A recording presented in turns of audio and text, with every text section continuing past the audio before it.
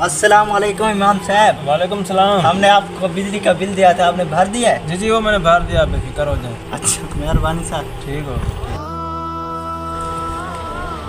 इमाम साहब मेरी जेब कट गई मस्जिद यार में। मस्जिद से चोरी कौन कर सकता है? कौन चोरी करता है? यार देखो यार मेरी जेब कट गई है इधर। इमाम साहब देखा कैसे कटेंगे? मस्जिद में कौन चोरी कर सकता है? यार अब क्या बनेगा मेरी चोरी का, जेब कट गई है मेरी।